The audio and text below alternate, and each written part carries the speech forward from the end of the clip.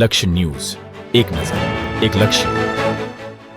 Kalol Ambika bus station પાસે અકસ્માતમાં એક મહિલાનું નીપજ્યું મોત. કલોલ શહેરમાં અંબિકા બસ સ્ટેશન નજીક આજે એક ગમખ્વાર અકસ્માત સર્જાતા એક મહિલાનું ઘટના સ્થળે જ કરુણ મોત નીપજ્યું હતું. પ્રાપ્ત માહિતી મુજબ સિદ્ધપુર તાલુકાના કલ્યાણા ગામના દંપતી તેમની 5 વર્ષની દીકરીના હૃદયની સારવાર માટે બાઇક લઈ અમદાવાદ તરફ જઈ રહ્યા હતા ત્યારે આ દુર્ઘટના બની હતી.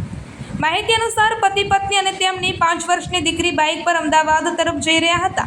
તે દરમિયાન અંબિકા બસ સ્ટેન્ડ પાસે એક રિક્ષા ચાલકે અચાનક બ્રેક મારતા બાઇકનું સંતુલન બગડ્યું હતું, જેના કારણે બાઇક પાછળ બેઠેલી મહિલા રસ્તા પર પટકાઈ હતી.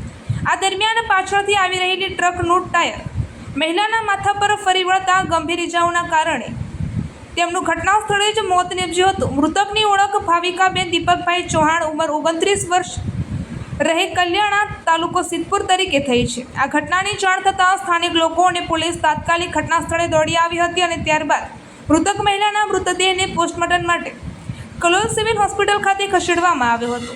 આ બનાવ અંગે પોલીસે વધુ તપાસ હાથ ધરી છે. રિપોર્ટર સંજય નાયક.